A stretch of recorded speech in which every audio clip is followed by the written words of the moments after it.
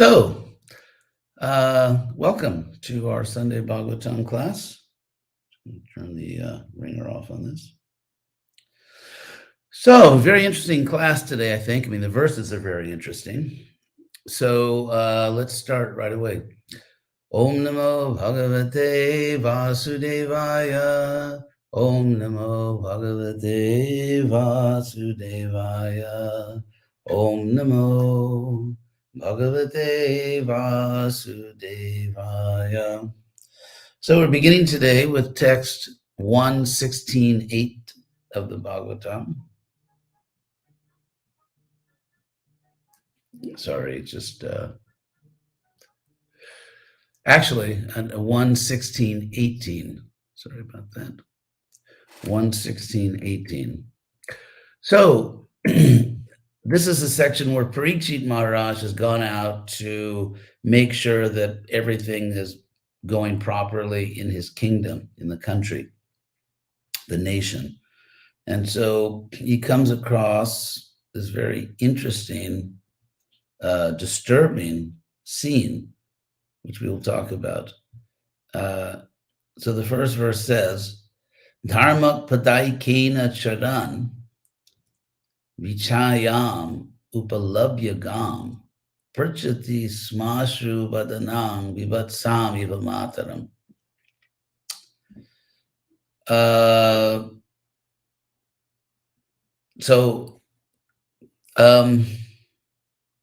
Dharma, the bull, Dharma pada ekena charan,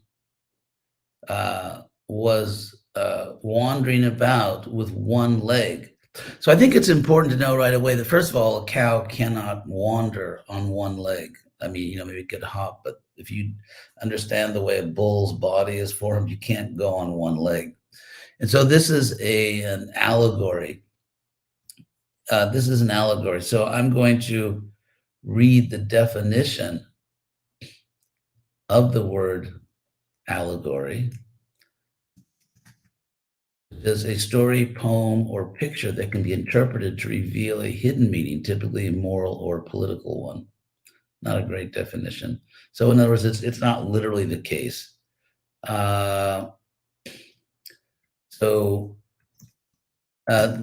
other words, there's not literally a bull going around.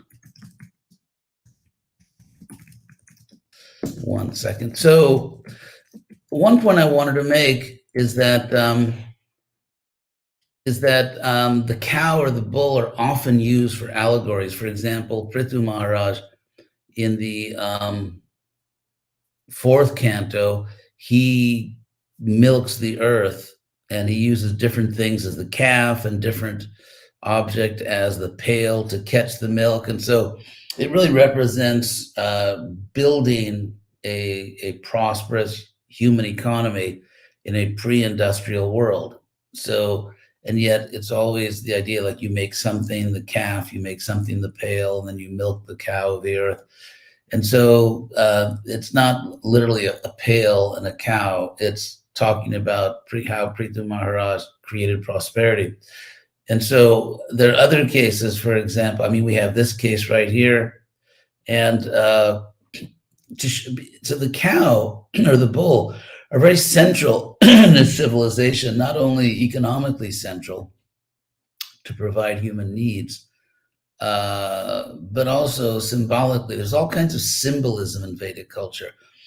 For example, the symbolism of the highest part of the body, the head, and the lowest part of the body, the feet. So we talk about serving the lotus feet of the guru, worshiping the feet of the guru, Bande Guru Si Charanaravinda. It doesn't mean that every good disciple becomes a pedicurist, as I often say.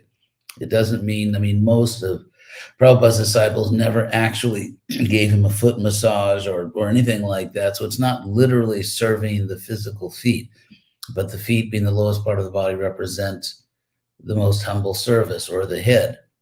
Like, for example, Draupadi, the Kurus touched her hair, which was considered a capital offense, or Krishna punished Rukmi and also Ashwatthama by cutting their hair, which was considered a very serious punishment because the highest part of the body.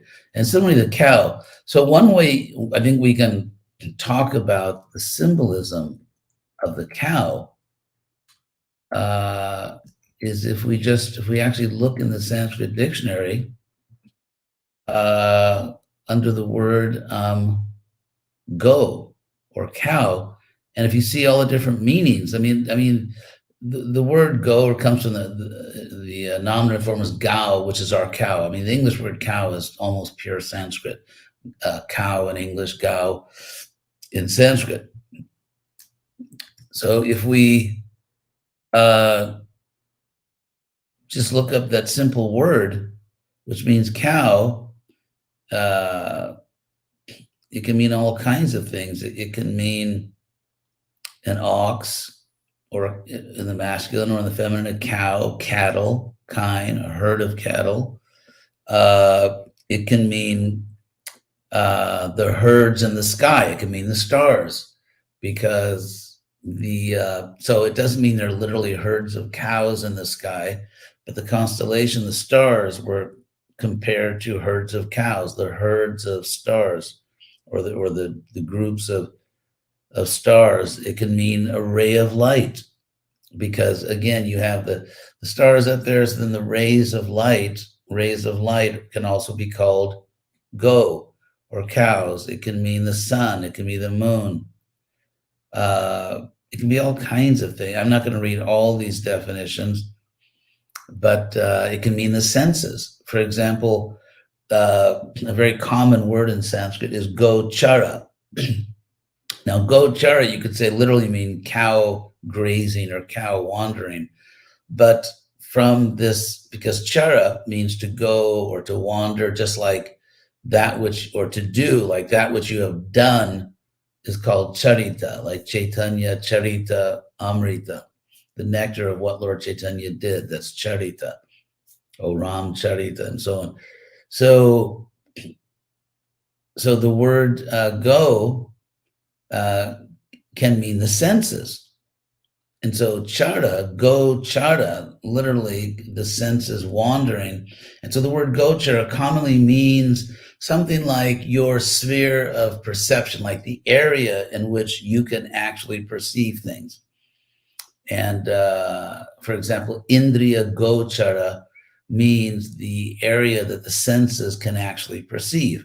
So we know there are certain wavelengths of light that we can't see, like infrared or X-ray. We can't see those things, so they are not indriya gochara. They're not within the range. Our senses cannot go there.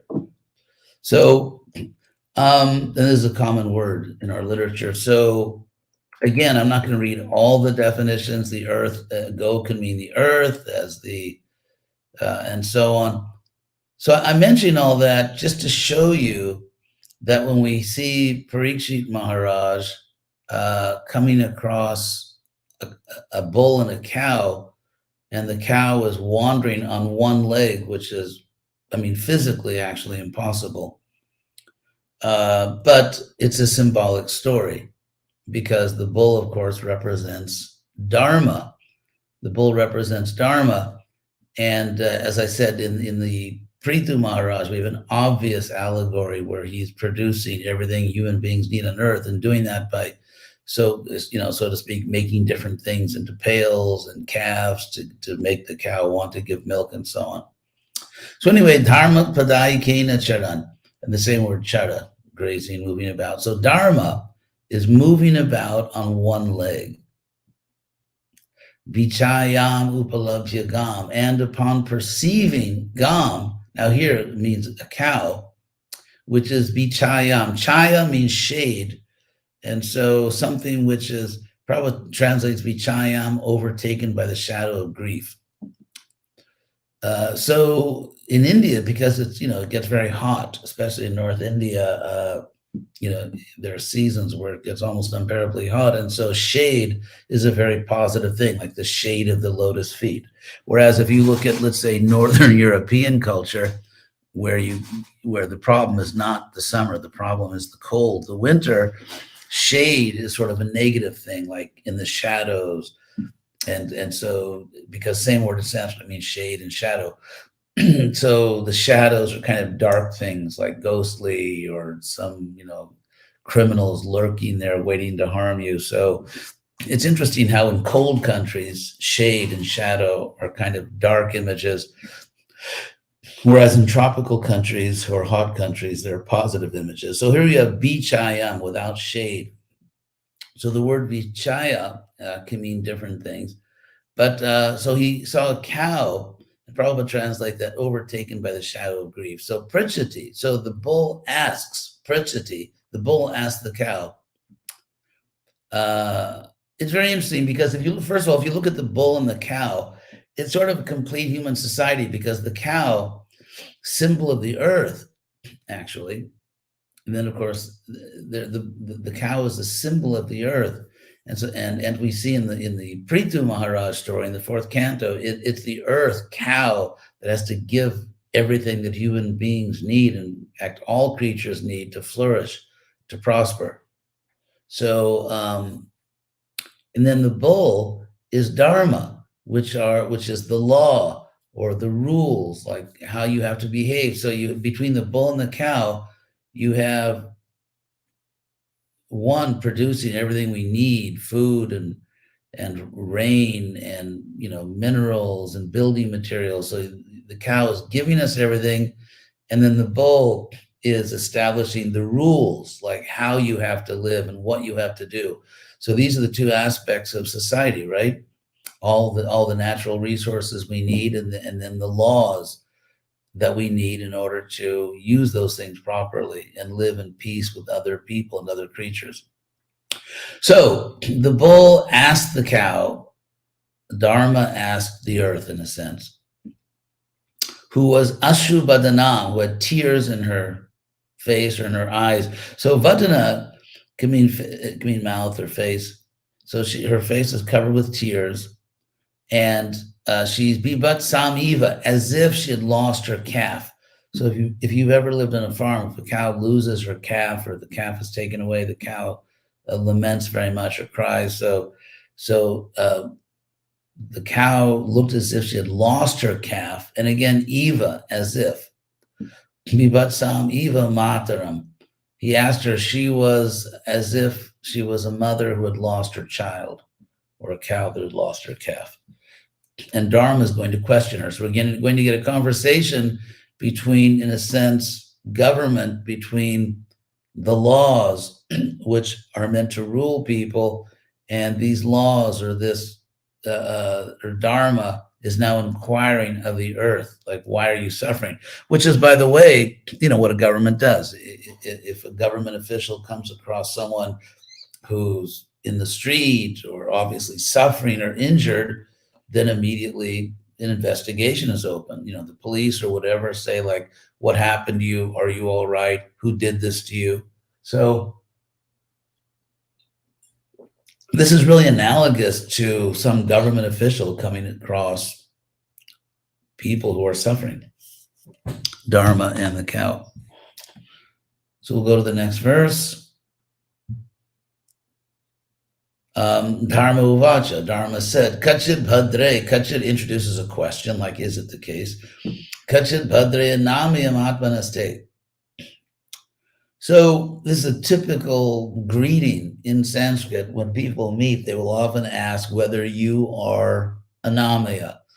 Amaya means a disease or a serious problem, and without that is unamaya, no amaya. You have no disease, you're healthy, you're doing well. So Bhadre, like fine lady, noble lady.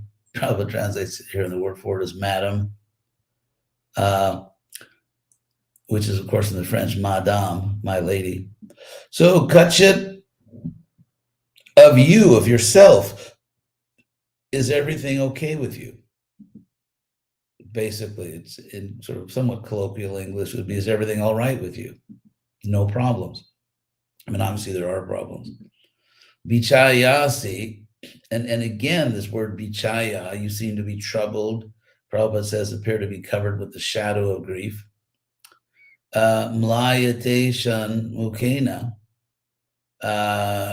by your face kind of gives evidence that you are not well, because your face is sort of like drying up or suffering.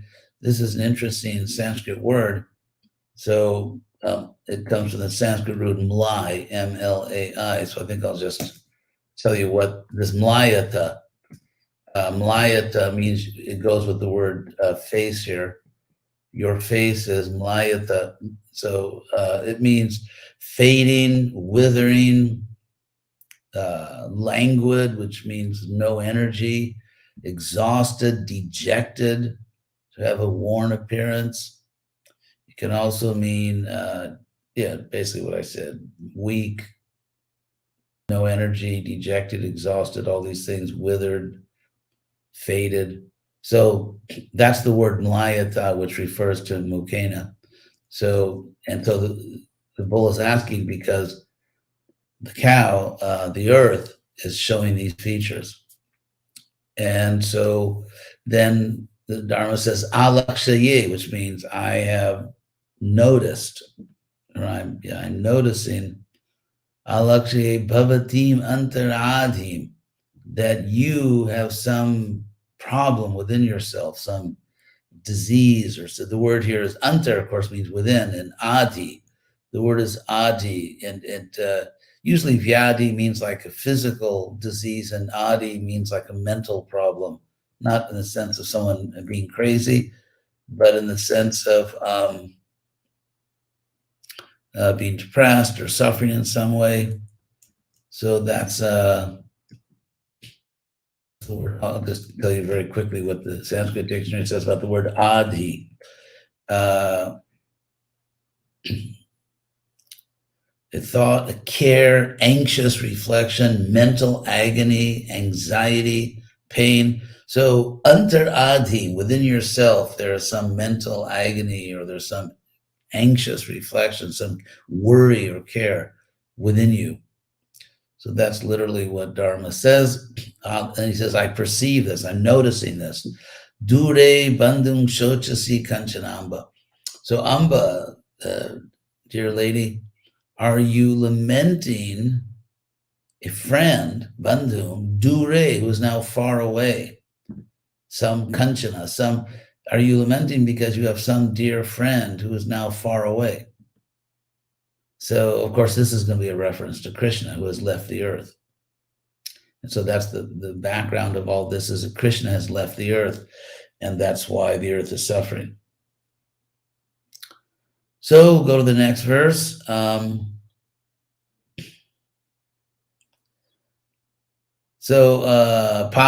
Nunam Shochasi Maika Padam. Are you not lamenting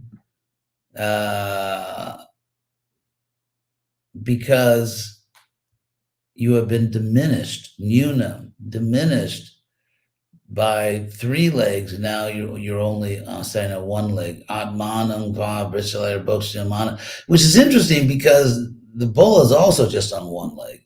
So they're both reduced to 1 leg. So it's, in a sense, well, directly, really, we have this philosophical statement, which is, you could say it's indirect, but it's there. And that is that the fate of Dharma is also the fate of the earth. Because again, you have these 2 figures. You have governance, which is Dharma. Dharma means the rules of the game. The law, Dharma also means law.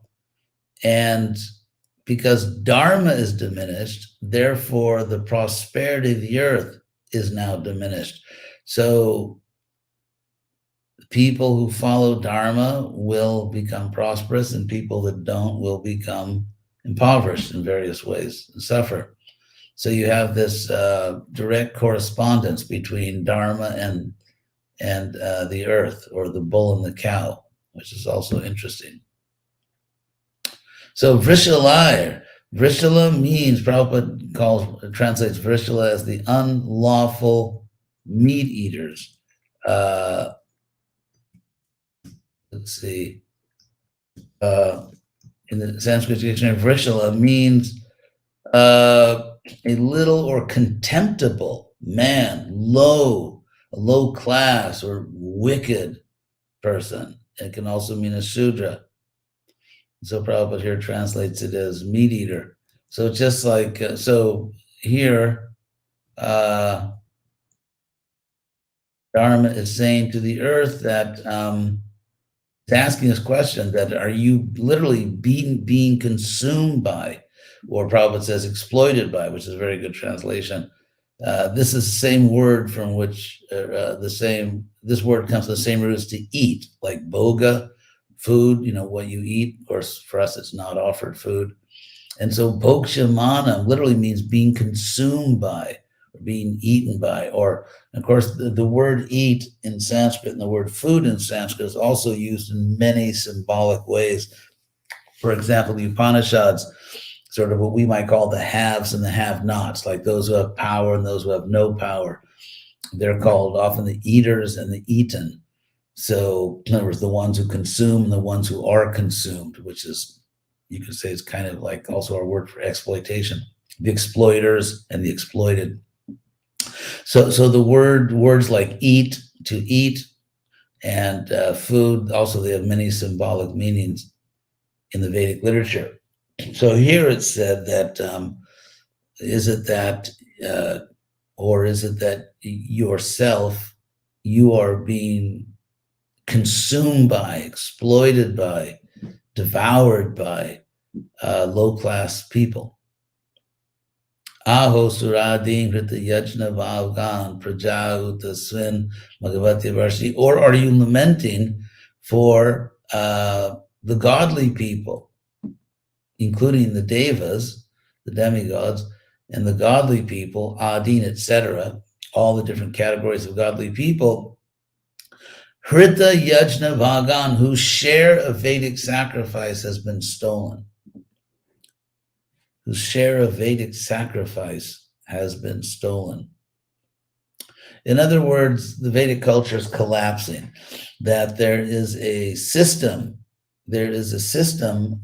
in which people, which Krishna describes in chapter 3 of the Bhagavad Gita, in which people make offerings to the devas then give us what we need. And Krishna calls this a Pravartitan Chakra. Evam Pravartitan Chakra.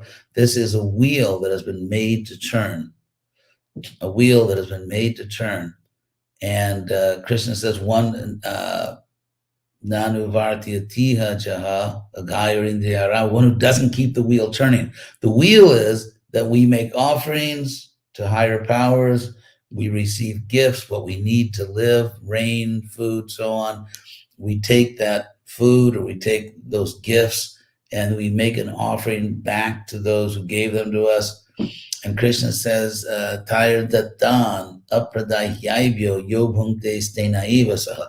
A person who accepts all those gifts and doesn't keep the wheel turning, doesn't keep the cycle going by offering back, Krishna says, Stena Evasa is nothing but a thief. It's simply a thief. So as Kali Yuga advances, of course, people don't pay attention. People just go to supermarkets and buy whatever they want and stuff it in their face without considering that this comes from God. So therefore, Hrita Yajna Bhagan, that the shares of sacrifice have been stolen. And so therefore, are you lamenting for the demigods, the devas, who are being deprived? And you can say, if they're so powerful, why do they need all our offerings? Well, for example, there are little insects in the soil, worms in the soil, and if those worms they aerate the soil by their crawling around inside the earth. They actually create air pockets, and that helps to enrich the earth. So our ability to produce food, agriculture, depends, among other things, on little worms. Or, for example, depends on certain birds that eat insects. The insects would eat the crops. And so if you think about it, even though we consider ourselves as human beings much more powerful than lower species, and yet we can't really survive unless all kinds of insects and worms and bees and birds, unless they do their part. So similarly, the universe is actually interdependent. There is an interdependent ecology. There's a universal ecology in which everyone depends on everyone else. And that's why it's not silly, the idea that even the devas have problems if we don't offer sacrifices. So then finally, are you lamenting for the prajas, just the creatures, citizens and creatures in general, Utaswin Magavati Varshiti, because now Magavan means Indra, who gives gifts to us, that's what it literally means, is not reigning.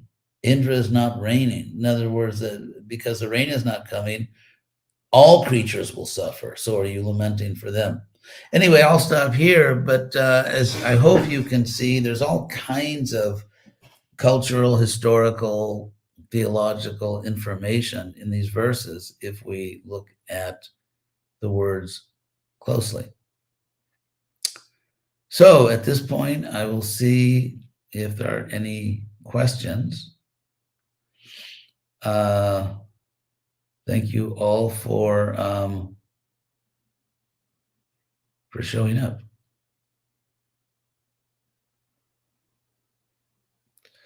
So let's see. Thank you for your comments. Actually, the comments are usually almost all very positive. Sometimes they're all positive on a good day. Let's see. Here's a question. Oh, from Ramananda. Question, given the power of the symbolism you described with the cow, is it possible that the Bhagavatam is entirely symbolic and not historical in nature? That's a good question. Like, let's take it all the way. No. I mean, is it possible? Is that what the text indicates? No, not at all. Because when we read stories of real historical persons, including Krishna, there is absolutely no indication of symbolism. For example, the cow. You have a cow and a bull walking on one leg. That's not, physically possible.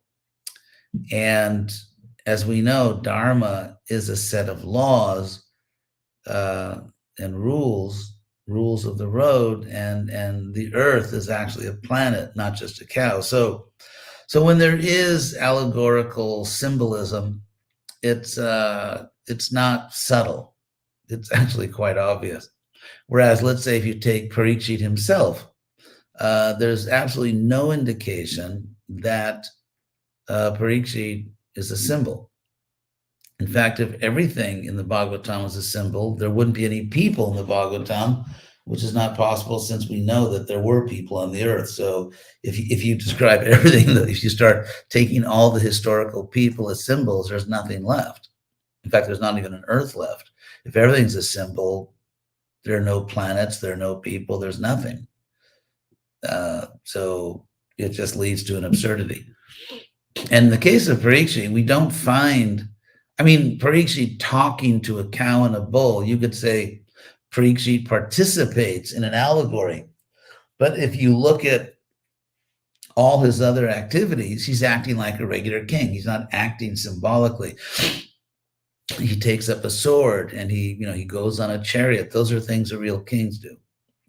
And the chariot is not supernatural. For example, there's, I think it's in the 5th canto or something, perhaps the sun god's chariot, or in the 4th canto where a description of Puranjana's chariot. So you do get descriptions of chariots which are obviously symbolic, and the text says it's symbolic, because you'll say, okay, the posts of the chariot, which the sort of the charioteer hangs onto, they symbolize this, and the horses symbolize that, or the famous Vedic symbolism that the chariot is the body, and then it says that the chariot is the body, the horses are the senses, the reins are the intelligence, the chariot driver. No, the reins are the mind, the chariot driver is the intelligence, the passenger is the soul. So when there are symbols, usually it explains what everything is. And also things behave in ways which obviously that's not the way the real world is. I'm not talking about supernatural powers, because let's say you look at Krishna's supernatural powers. It's just an extension of normal powers, and because normal people can see, but Krishna can see everything. But in the case of, let's say, uh, Prithu Maharaj in the fourth canto, I meant to say, milking the cow of the earth. And so let's say, the calf is the demigods, or the calf is this. I mean, demigods aren't calves. And so it's not taking a human-like person and just saying, sort of extending our understanding of the powers. This is a person that has powers like we do, but these powers extend infinitely. It's taking two things that really have no normal connection, like to say that, I don't know, that, the ocean is a milk pail, or a calf is a demigod. They're just things that have no normal, non-allegorical connection. So I won't go into this too much, but if you read the text carefully, it's all pretty clear. And so no, everything isn't symbolic, because that would lead to an absurdity, because then the earth would go, the universe would be gone, the stars would be gone, people would be gone, there'd be nothing there. And that's obviously not what the Bhagavatam is teaching. So, Jagat Palana, we have our, let's see, make sure I didn't, because sometimes that little part on my screen where the questions are, it jumps sometimes. And so, Jagat Palana, does this conversation between a bull and a cow emphasize the importance of mythology for the spiritual development of the masses? That's interesting. Interesting question. Plato famously said that the masses of people sometimes need to be taught by myths. And therefore, it's always a big question that when Plato talks about Atlantis, which is where we hear about Atlantis, Plato, is that just a myth, or was there a real city called Atlantis? But so in terms of mythology, of course, this is an allegory. So is it, so are these allegories needed for people in general? Well, the Bhagavatam includes several of them. So, I mean, they have their place in literature. It kind of makes literature interesting, makes the book a little more interesting. And do we have to use allegories or myths when we try to convince people about Krishna? I'm not sure. I don't think, occasionally, Prabhupada gave many examples, analogies, and sometimes allegories. So, it's one way of persuasion, communication. So another question, Stephen McNamara, if you have a spiritual name, sorry, it's not there. One who does wrong or suffers wrong is wrong. One who does wrong, I've never heard that saying before. Kindly explain in terms of justice and karma. Well, to do wrong is to do wrong, so that's pretty easy. If I suffer a wrong, then I could say, well, I had it coming to me. That was some higher level of justice. But it doesn't mean that we should tolerate, or the government should tolerate, injustice. Obviously, the government could just say, well, since everyone's getting their karma, there's no need for a police department. There's no need for a justice department, because everyone's getting their karma. But of course, what Krishna expects and demands is that on a human level, everyone get what they deserve in this life. And then if there's some karma from previous life, God will take care of that. It's not our business to impose that. So Jagorangadas, could we say that the description of the universe in the fifth canto is also a symbolism,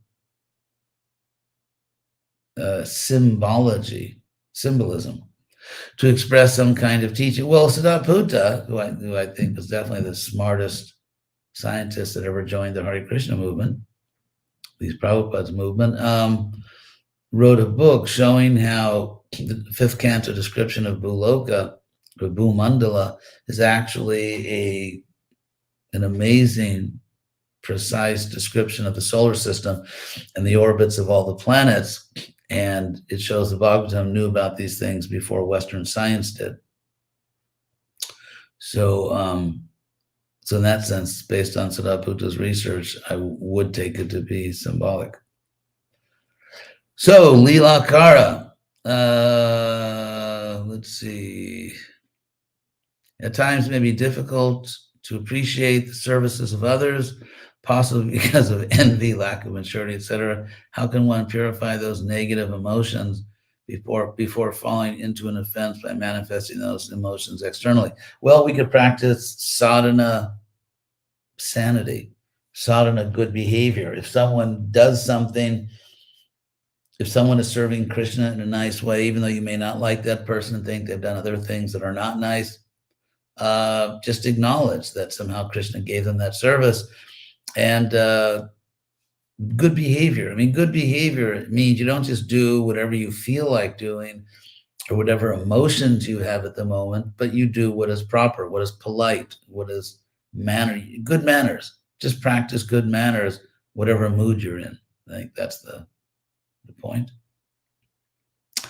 Vrindavan Nath, I guess. Srila Prabhupada encouraged us to worship Krishna directly, skipping Deva worship. If we strictly follow this instruction and worship Krishna, how do the Devas get supported, fed? That's an interesting question. Well, there's a nice old saying in Italian, contento tu, contenti tutti, which means if you're happy, everybody's happy. So if we please Krishna, then we are watering the root of the tree, as the Bhagavatam says. And as Prabhupada always said, yata tarora mula nishechanena, just as by watering the root of the tree. Tripyanti tatskanda, rujopa shaka, that the tatskanda, the trunk of the tree, and bhuja, the branches, literally in Sanskrit, they say the arms of the tree, the branches, and upashaka, and sort of like the junior branches, like the twigs and everything, they all eat. Tripyanti, I'm sorry, they're all satisfied. Yatataror mulanishechanena tripyanti, they're all satisfied. So, and also pranopaharat, by giving food to the stomach, we are all the senses, all the parts of the body are being nourished. So by serving Krishna, everything is being done. So thank you all for coming to the class, and look forward to next Sunday's class. And so I wish everyone a good day. Hare Krishna.